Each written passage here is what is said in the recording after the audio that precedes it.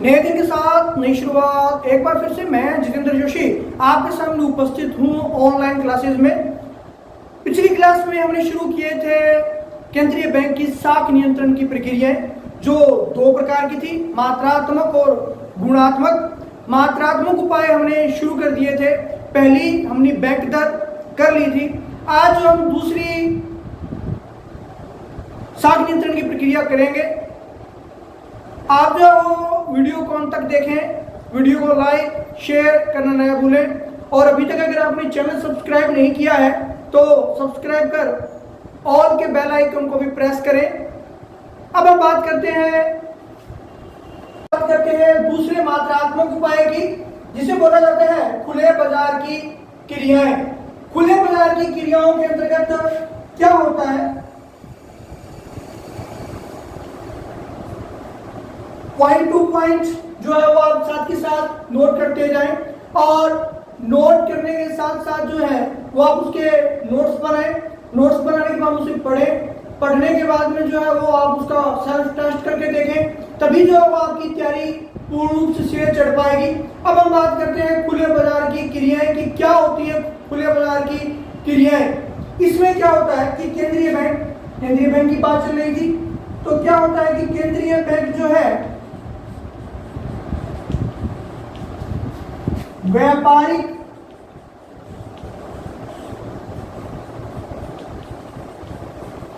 बैंकों की प्रतिभूतियों को खरीदने व बेचने की क्रिया करता है। केंद्रीय बैंक व्यापारिक बैंकों की प्रतिभूतियों को खरीदने व बेचने की क्रिया करता है, तो उसे क्या कहा जाता है, खुले बाजार की क्रियाएं कहा जाता है। केंद्रीय बैंक द्वारा व्यापारिक बैंकों की प्रतिभूतियों को खरीदना और बेचने की क्रिया क्या कहलाती है, खुले बाजार की क्रियाएं कहलाती हैं। इसमें जो है वो दो प्रकार के उपाय केंद्रीय बैंक के द्वारा अपनाए जाते हैं। पहले उपाय में जो प्रतिभूतियां हैं वो केंद्रीय बैंक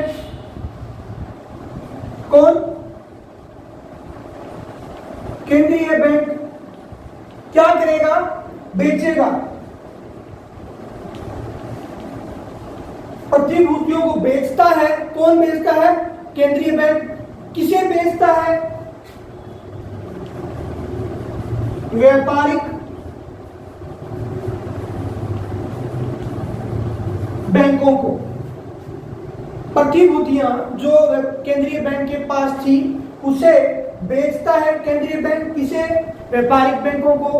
क्यों बेचेगा, क्योंकि जो व्यापारिक बैंक थे इनके पास जो मुद्रा की मात्रा थी वो कहां चली जाएगी, तरलता की मात्रा इनके पास क्या हो जाएगी, कम हो जाएगी। वो मुद्रा की मात्रा कहां चली जाएगी, केंद्रीय बैंक के पास पहुंच जाएगी। तो जब प्रतिभूतियां व्यापारिक बैंकों को केंद्रीय बैंक बेचेगा तो व्यापारिक बैंक उसे खरीदेंगे, और खरीदेंगे तो उनके पास क्या होगी, मुद्रा यानी कि तरलता की कमी होगी। और जब व्यापारिक बैंकों के पास तरलता की कमी हो जाएगी तो क्या फर्क पड़ेगा, व्यापारिक बैंक जो है वो अब ऋण कम दे पाएंगे, ठीक है, और ऋण कम दे पाएंगे तो मार्केट में धन कम पहुंचेगा। तो ये स्थिति कब बनाई जाती है, जब मुद्रा स्फीति होती है, यानी कि मुद्रा की मात्रा बाजार में ज्यादा होती है। और यदि मुद्रा संकुचन की स्थिति है, बाजार में मुद्रा की मात्रा कम है, तो इन प्रतिभूतियों को केंद्रीय बैंक इसको उल्टा करेगा, केंद्रीय बैंक बेचेगा नहीं बल्कि क्या करेगा, खरीदेगा, परचेज करेगा।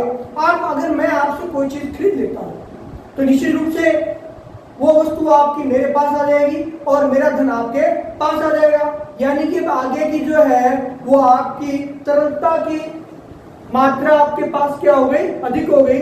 और अधिक होने के बाद में व्यापारिक बैंक पहले क्या थे, ऋण कम कर रहे थे, अब ऋण क्या है, व्यापारिक बैंक अधिक दे पाएंगे। और जो व्यापारिक बैंक अधिक दे पाएंगे तो लोगों की तरलता बढ़ जाएगी, और लोगों की तरलता बढ़ने से बाजार में अधिक पैसा आएगा, अधिक धन आएगा, और अधिक धन आता है तो इसका मतलब क्या है कि लोगों की जो मुद्रा की संकुचन थी, मुद्रा की मात्रा की जो कमी थी बाजार में, वो क्या हो जाएगी, पूर्ण हो जाएगी। तो ये होती है हमारे खुले बाजार की क्रिया। आप इसका स्क्रीनशॉट ले लीजिए। फिर जो आप नेक्स्ट कार्य करते हैं पॉइंट नंबर 3 की नगद कोषानुपात व वैधानिक तरलता अनुपात।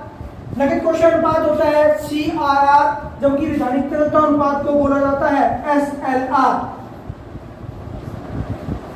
पहले बात करते हैं नगद कोषानुपात, ये क्या होता है। तो व्यापारिक बैंकों के पास जितना भी कुल जमा धन होता है, कुल जमा धन किसके पास की बात कर रहा हूं मैं, व्यापारिक बैंकों, केंद्रीय बैंक की बात जरूर, लेकिन यहां मैं बात कर रहा हूं तो व्यापारिक बैंकों की कर रहा हूं, जैसे कि SBI, bank of Baroda, PNB, union bank of India. जो तो व्यापारिक बैंक के पास जितना भी कुल जमा धन होता है उसका एक निश्चित अनुपात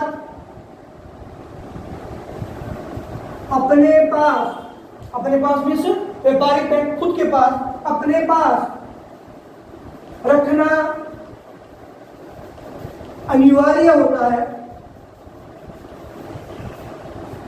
उसे क्या कहते हैं, CRR।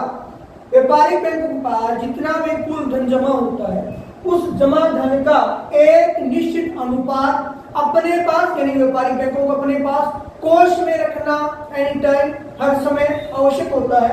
उसे क्या कहा जाता है, नगद कोषानुपात, यानी कि CRR, कैश रिजर्व रेशियो कहा जाता है, नगद कोषानुपात जिसे बोला जाता है। यह रखना प्रत्येक व्यापारिक बैंक के लिए आवश्यक होता है। अगर वो इतना नहीं रखता है तो उस पर कार्यवाही की जाती है। अब आता है वैधानिक तरलता अनुपात SLR। SLR में क्या होता है कि कुल जमा धन का एक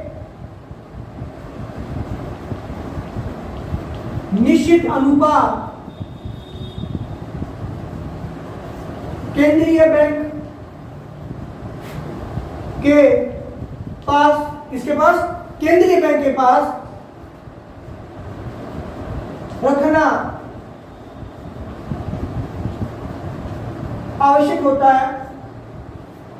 कि SLR में क्या होता है, कुल जमा धन का एक निश्चित अनुपात केंद्रीय बैंक के पास रखना आवश्यक होता है, उसे क्या कहा जाता है, SLR कहा जाता है। तो दोनों आपको समझ आ गई होगी।